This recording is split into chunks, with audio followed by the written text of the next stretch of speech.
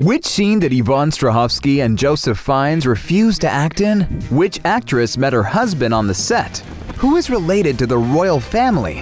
What does Elizabeth Moss think of marriage? Hi, I'm Clive, and you are watching the OSSA channel. Find out the answers to these questions in our video.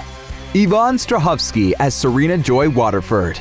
It's hard to deny that over the last 2 seasons, it is Serena that has gone through an intense character transformation, and not June. She was afraid for her daughter's future in the world she had helped to create, because your sex determines a lot of things in Gilead. You probably did not know that during the filming of the last episodes of Season 2, Yvonne Strahovski was in the early stages of pregnancy. Filming from episode 9 onwards, I was in my first trimester, so it was super full on, the actress shares. That was a whole other thing that added an element for me this season of weirdness and craziness. According to Yvonne, her colleagues greeted her every day with a phrase from the show, saying, "Blessed be the fruit." As Strahovski admitted, shooting some scenes was especially hard for her. "I just felt so dirty," the actress told the Huffington Post. "I never thought that in my career as a woman, I would be playing the part of a rapist." Besides, there was another scene in which Serena was to be the victim. The writers originally wanted Fiennes' Commander Waterford to rape his wife during their visit to Canada, but actor Fiennes refused to film the scene.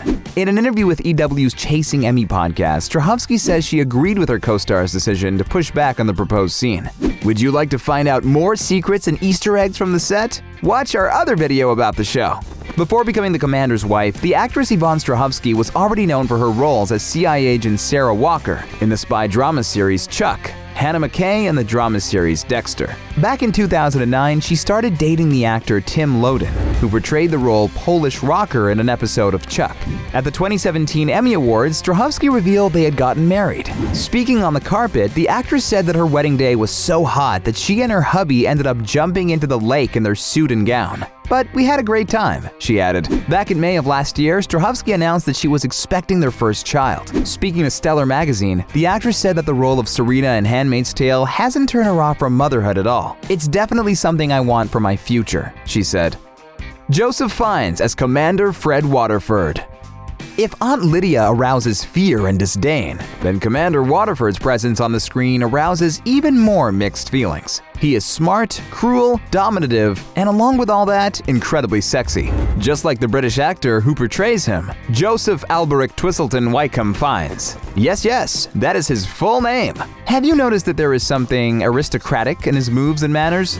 Fiennes is the 8th cousin of Charles, Prince of Wales, and the 3rd cousin of adventurer Sir Ranulph Fiennes, 3rd Baronet and author William Fiennes. There are actors, directors, and even a composer among his siblings. The first great moment of success in Fiennes' career was the role of William Shakespeare alongside Gwyneth Paltrow in Shakespeare in Love, which earned him a BAFTA award. In 2012, he starred in the 2nd season of American Horror Story, in which he portrayed the role of Monsignor Timothy Howard. After a series of romantic relationships with Sarah Griffiths, Catherine McCormack, Naomi Campbell, and Natalie Mendoza, the actor has decided to move on to a new level of relationships and decided to tie the knot with Maria Dolores Yegues, a Swiss model of Spanish origin. The couple met in the summer of 2005 at a film festival in Taormina, Sicily, when they were VIP guests at a party hosted by jewelry firm Harry Winston. One guest explained, "They hit it off immediately, though nothing actually happened except for some harmless flirting. They got married in Tuscany in August 2009 and are now raising 2 daughters." Alexis Bledel as Emily. After an episodic role in Sin City, Alexis made it clear that she is no longer just the young and naive Rory from Gilmore Girls. But the role of Emily was a great breakthrough for the actress. The challenge of it was really appealing because it's so different from the other work I've done, Bledel admitted. Her character is a mix of everything Gilead is opposed to: a lesbian, an academic.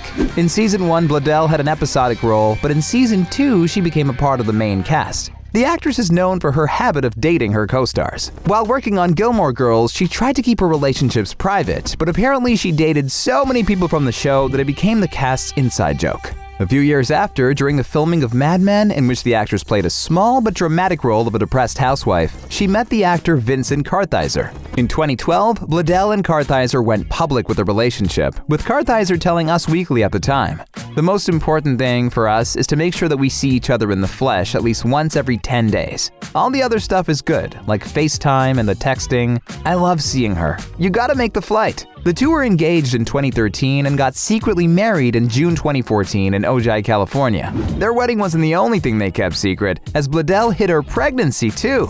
Their son was born in the fall of 2015. There's a good reason why Bledel and Kartheiser like to keep the relationship under wraps, as Kartheiser explained to Vulture that discussing it cheapens it, it weakens it. And it's magical. Love and all of that is profoundly spiritual, and it just doesn't feel right.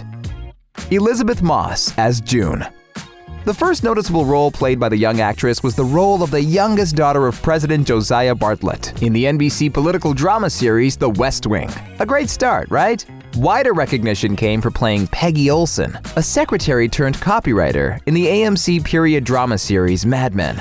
Right after this role, it became clear that Moss likes strong female characters who try to prove to society, and especially to men, that they are highly capable. Moss didn't only play the lead role in Handmaid's Tale, she was also the show's producer. Unlike the show, in which June had an ideal relationship with her husband before creating Gilead, in real life, Moss remembers her marriage as a traumatic experience. In 2009, she married the Saturday Night Live star Fred Armisen, but their marriage only lasted for 2 years. The actress later explained that Armisen was a terrible husband. Talking to New York Magazine in 2014, Moss said, "Looking back, I feel like I was really young. It was extremely traumatic and awful and horrible. At the same time, it turned out for the best. I'm glad that I'm not there. I'm glad that it didn't happen when I was 50.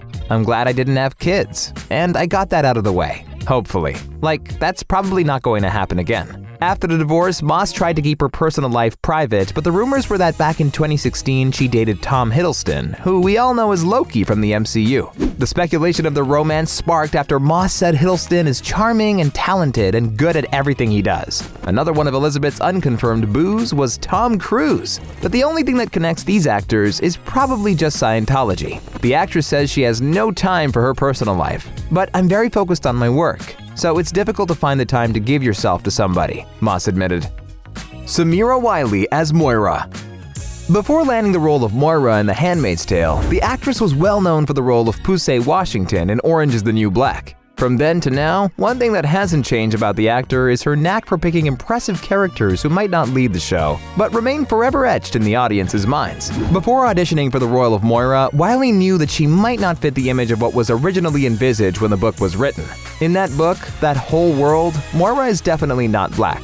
Let's just put it like that, the actress admitted. Wiley had always seen herself as a theater actress, she says, hopefully working a lot, but remaining a relatively under-the-radar creative about town. She said that because of the sudden attention and loss of anonymity, she even experienced depression. But at some point, she took her feelings in hand, embraced her situation, and began to use my powers for good, she says. I'm able to hopefully inspire other people, young people who look like me, who identify in the same way that I do, Wiley highlighted. Of course, another bonus of fame is having the opportunity to do things like tell Ellen DeGeneres she's Lord of the Lesbians on national television, as Wiley did on Ellen in April. Wiley met her future wife, Lauren Morelli, during the shooting for Orange is the New Black. I was really attracted to Lauren's mind first before I met Lauren the person. I got her script and I was like, this person's really talented. I can't wait to meet this person, she recalls. Wiley said that they needed to go on a journey of self-exploration together to get to the point where they could start their relationship. This was particularly pertinent as Morelli was married to a man when she met Wiley and only realized she was a lesbian in 2012. Samira and Morelli were together for 3 years before they got engaged. They went on holiday to Palm Springs, where they got married a year later, and Morelli surprised Wiley with a proposal. Ann Dowd as Aunt Lydia. Despite the fact that most viewers consider Aunt Lydia to be evil in the show and regret that she survived after Emily attacked her, the actress Ann Dowd doesn't agree with them. I never thought of her as a villain, so I never thought to look elsewhere, she said. Unlike viewers, Dowd has sympathy for Lydia and even sees similarities with her. As I've said many times, I was educated by Catholic sisters who are not villains and were never cruel or nothing resembling that, she says. In episode 8 of season 3, we finally find out who Aunt Lydia was before creating Gilead, and we find the answers to the question of what made her such a monster. I can tell you without exaggeration, it was 8 of the finest days of my life, Dowd says of filming the sequence. If I talk, I'm going to cry. You see what could have been. The writers chose a beautiful way in. In the real world, the actress Ann Dowd is the happy wife and mother of 3 grown-up children. She met her future husband, writer and acting coach Lawrence Larry Arancio, back when she was a student in Chicago. Which story did you find the most interesting? Comment below. If you like the cinematography world and would like to be updated on all the news about your favorite movies and TV shows, subscribe to our new channel, Awesome Movies.